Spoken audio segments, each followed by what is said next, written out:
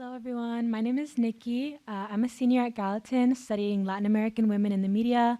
And I would like to thank everyone at Gallatin. Thank you all for being here. Thank you, Mehmet, Vasuki, my independent study advisor, Mel Maldonado Salcedo, and my academic advisor, Alejandro Velasco, for encouraging me to do this program. So thank you so much to you all.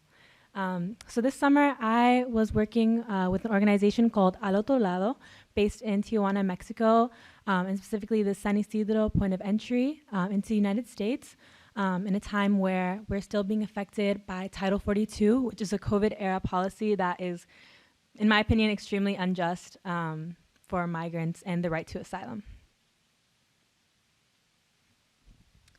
So in essence, Title 42, like I said, is a Trump-era, COVID-era policy that expels migrants who have been in a country with a communicable disease, which, as we know, was every single country on the planet during COVID. And it supersedes immigration law and the right to seek asylum.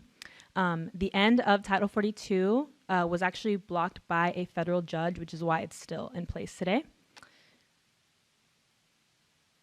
So this is just a graph kind of giving an idea of how many people were expelled under Title 42 versus regular apprehensions. So as you can see, the expulsions are consistently have made about half of these cases of migrants at the US-Mexico border.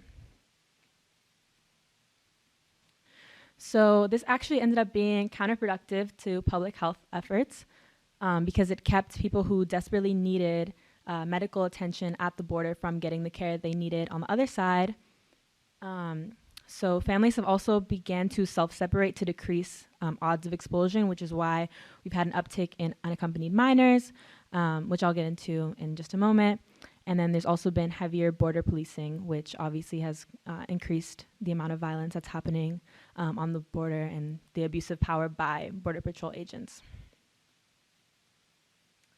So Al Otro Lado, I kind of picked this organization because they very clearly had a kind of abolitionist framework, which I thought was really interesting in the idea of migrant justice versus trying to just mitigate the effects of Title 42. They are very actively trying to dismantle this system as a whole, which is something I really appreciate, and it's something that I got really close to as far as my experience in this organization. So these are my three main responsibilities. So the first is translating and collecting case documents. So I can't go into too much like the system that Al Otro Lado uses for helping people cross the border, but basically I have to collect all of these really like difficult documents, photos of family members that have been affected by cartel violence, other, really, intense medical records, especially for children. Mothers of high-risk pregnancies were especially high priority during this process. And also the kind of more joyful part was notifying clients of their crossing dates. So that would be something that I would do entirely through WhatsApp, just letting them know where to show, what time, and then that's where you kind of got the, oh my gosh, like, thank you, my family's been waiting for a year, because there is about a year wait is from filling out the form to cross versus the process of actually getting your case approved. And then lastly, working with unaccompanied minor cases.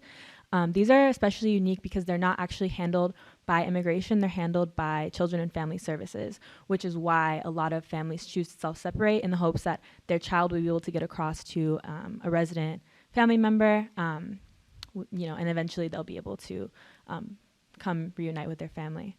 So unaccompanied minor cases were extremely sensitive cases, took a lot more care, and it was a really great experience. So some of my key takeaways deal with the idea of migrant care networks, which is also what my independent study focused on.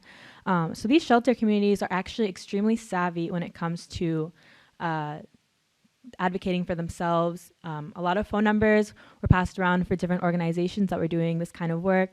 And people would really take initiative, explaining their whole case, having all of their documents ready and being ready to do what was best for themselves and their families.